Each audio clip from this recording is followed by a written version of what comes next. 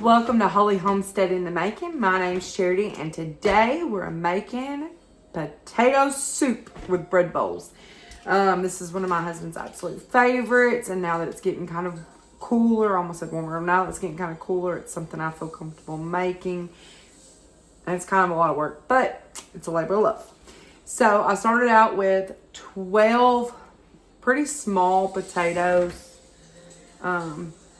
These are store-bought. I don't have a garden yet. I plan to next year, but and I've washed them in the sink, and I'm just going to take a knife and jab some holes in them, and we're going to get them in the oven baking. And we're going to throw these in the oven at 425 for probably about 25 minutes, but I will update you guys on how long it takes. A lot of baked potato recipes will tell you to salt and oil your skin, which is great to do, but considering I'm going to be removing the skin and it's not going to go in the recipe at all, we'll probably just eat it. We like potato skins. We'll probably just eat it plain. I can salt it at that time. There's really no need to do that at this point. Okay guys, we're back. I've got my potatoes out of the oven. I quit showing you all that because it was kind of boring, but I probably should have pulled these out maybe 5 minutes before I did, 5-10 minutes. The outsides of them got really crusty, but it'll be okay. So these took a total of 50 minutes. They were in the oven. They probably could have been in there 45, and that would have been good. So now I am cutting an onion, and I wanted to show y'all a little trick. And just like that, we have a whole onion chopped up.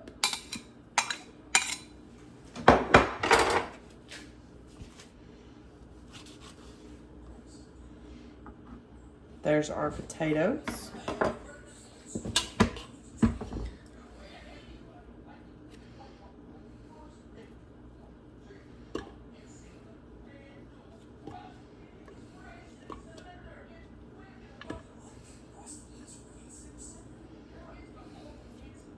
We've got our potatoes scooped out. It calls for a pack of bacon. Today I have bacon that I need to use up. This has been partially cooked and crumbled, and I'm going to use it in our recipe. It says use about, it just says saute your onion, but we're going to be creating a roux. And I know anytime that I've made gravy in the past, it's always about 1/4 of a cup is a good amount. And if this is not quite 1/4 of a cup, that's okay, because our bacon will provide more grease. All right, something I like to always do while I'm cooking is I get all my ingredients out and then put them away as I start to incorporate it in the meal. And then that way I make sure 100% that I have got everything that's supposed to go in here. You're supposed to put a half a yellow onion in this. I'm going to put a full, what is this called? Red onion, purple onion, whatever. I'm putting the full thing. I will not use this, and I don't think that that will change the flavor a whole lot. Now, yellow with it being purple or red, or I think they're called red. With it being a red onion, that will change the flavor mildly, but an onion is not the main flavor in this dish, so it's what I have fresh. So I'm going to cook these onions till they're translucent and they'll shrink in size.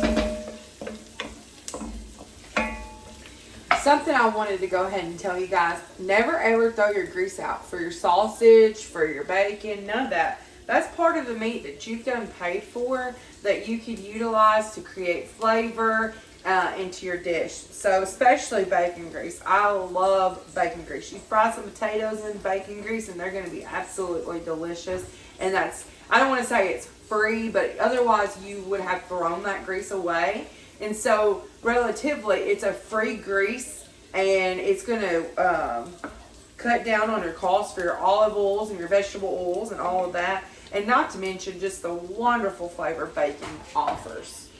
So never, ever, ever, if you can help it, throw your greases away. I have sausage grease, and grease makes excellent gravy. My husband, my kids love sausage gravy. My husband, not as much. He doesn't love it quite as well. But I do keep it because I also season my cast iron skillets with it. So instead of using my olive oil, I use that sausage grease that I have a ton of, and just kind of cut down the cost on that too. And it doesn't leave a flavor in my food. I've been doing it for a while, and I haven't noticed the sausage flavor when like maybe if I toasted bread it would, but for what I'm doing, seasoning my pan with it, it hasn't left any kind of flavor, and my pans have never been seasoned as well as they are now. I'm quite impressed with them. So we're just going to continue to let this cook. Anyways, I'm starting to see some brown on the bottom. That is great. That is flavor that you're going to want in your dish.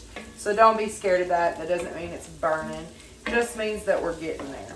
So at this point, I'm going to go ahead and toss in some bacon. It says a whole pack. Whole pack is what, about a pound? So let's let this kind of cook down and render a little bit. That's a lot of bacon. I may should have only done a half pound, but here we are. We're going with it. My family sure will not complain if it has too much bacon in it. Half a stick of salted butter. That's what I have. 4 cloves of garlic. What I've got today is the minced garlic. And I'm just going to put 4 teaspoons because 1 teaspoon equals 1 clove. So 4 cloves of garlic.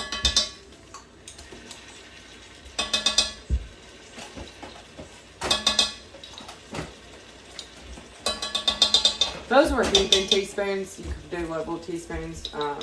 My family likes it garlicky. I let my bacon get pretty dark. You don't have to let it get that dark. We just happen to like the bacon well done. Where basically it just melts in your mouth. That's how we like it. So I'll let my bacon cook probably a little longer than most would. Alright, once everything is melted down, we're going to throw in 1/3 cup, 1/3 cup of flour. This is basically creating a roux or like a gravy style. So I'll add more, I can't add less, but I'll add more flour if I feel like it's needed. It's going to help. It's like a thickening agent. It's going to create more like a gravy consistency in your soup versus just like a tomato juice consistency. We might need a little bit more flour because I did add, I don't think I was supposed to do the half stick of bacon, or I don't think I was supposed to do the 1/4 cup of bacon grease that I did. Plus this bacon has created its own juices. So I'm going to go and grab a little bit more flour. That's the beauty of cooking, is you just get used to doing, cooking, and you can kind of eyeball it and know what you need to do. We're wanting this to be kind of a thicker, like a sludge almost, because we're going to add milk to this and chicken broth. Now this is more the consistency that I'm looking for. So, we might still need more, but you see how it kind of, it's gloopy. That's more like what I'm wanting. We're going to add just a tad bit more. Basically, I'm adding it until I see the bits of bacon grease not bubble around it anymore. I still see the bacon bubbling, but I feel like it's thick enough that it's going to create a pretty thick potato soup, so I'm good with that. 2 cups of chicken broth. You want to stir a little bit. You want to pour a little bit in. Stir it.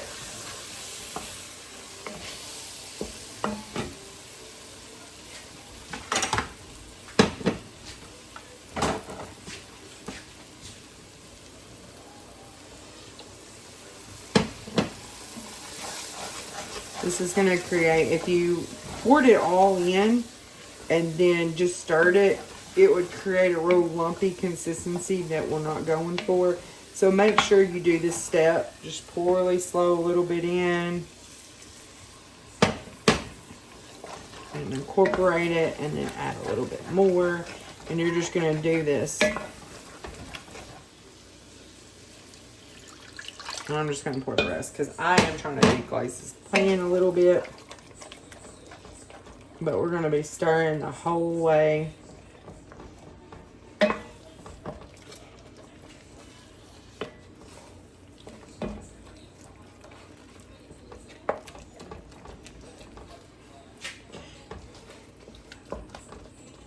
I'm also going to turn my pan down just a little bit. I don't want it. I'm about to add milk, and I really don't want to scorch the milk. So we're just kind of scraping the bottom up, we're deglazing this pan with this chicken broth. All right, it calls for 2 cups of low-fat milk and a cup of half and half. I don't have that. I'm not going to do that. I would do this even if it didn't call for that. I had a partial little thing of heavy cream in my fridge that I needed to get rid of because it would go bad. I mean, it's not bad, but it needs to be used up. I used everything that was in this and then topped this off to 3 cups because that's the total liquid portion.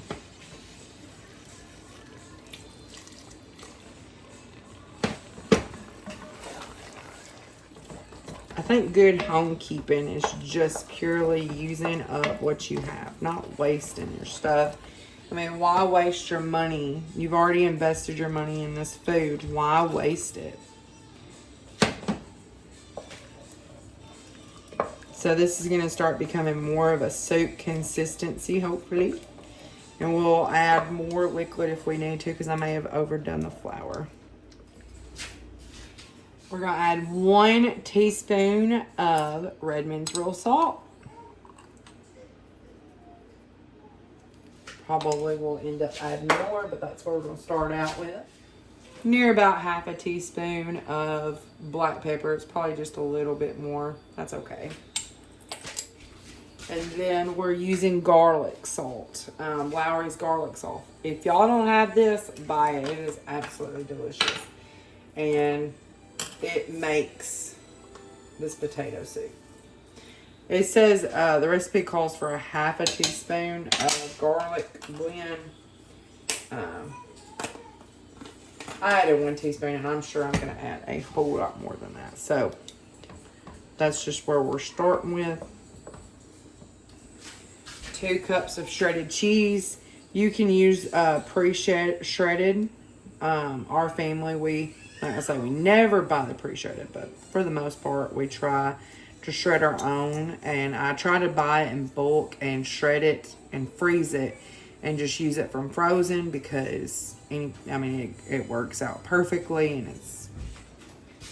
it's almost just as convenient as store-bought shredded cheese and without all the preservatives. And we're not going to get into all that. Y'all can do that research on your own, but I would not suggest shredded cheese if you can help it. This may not look, for some reason it's got that brown tint, probably because we've got so much bacon in it, and it may not look that delicious on camera, but I'm going to tell you, this stuff is just so good, especially with how we're going to eat it. Now we're going to add in our potatoes.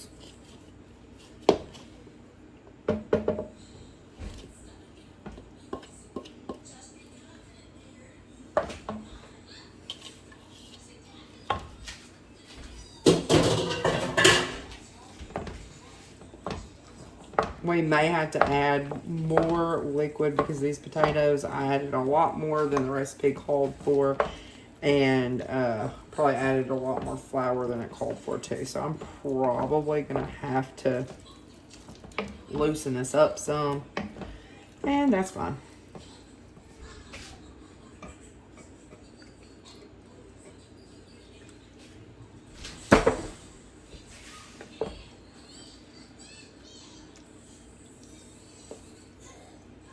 This is probably a tad bit more than a cup of sour cream. I'm okay with that. This back here is. I'm okay with that. I want to use all this in this potato soup so that it gets it out of my fridge. Plus, it'll be yummy and delicious. Probably should have added this and then added the milk, but here we are. Even my son loves this, y'all. He calls it his cheese because, you know, it's so cheesy. He told my husband, he said, eat your cheese. And then Preston told me, he said, eat your cheese. It was cute. That was the last time we had it, which was last year. So he probably won't eat it at all this year, you know. You know how kids are. Very finicky. So this is really coming together. I'm liking how it's the consistency. I'm just trying to incorporate everything. And then we'll start playing with the seasonings and trying to get that right. You know, filming will probably help me because I'll be able to go back and see what I did.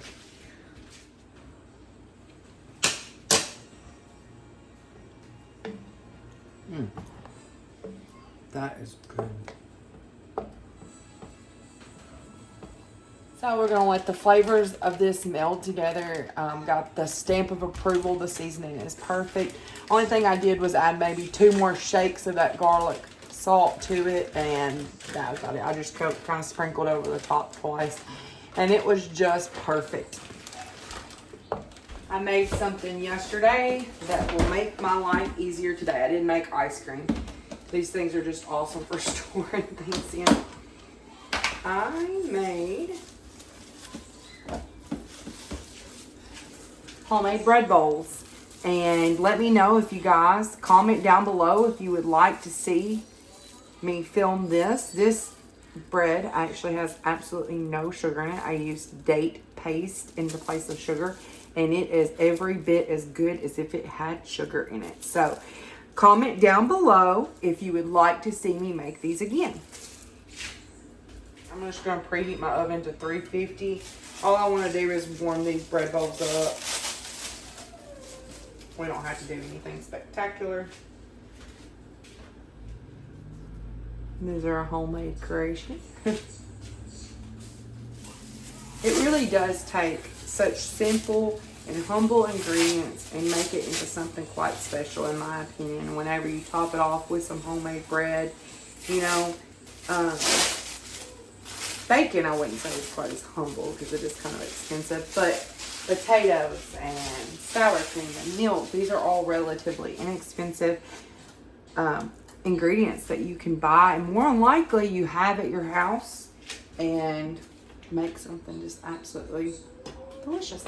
I'm just going to take the bread and throw it in the oven with my oven preheating at 350 and warm these up.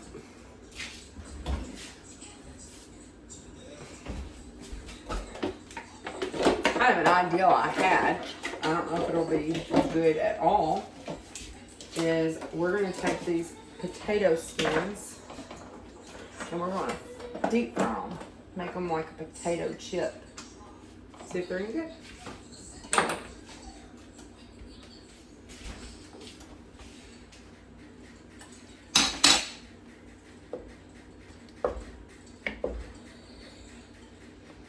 Gosh, that's so good.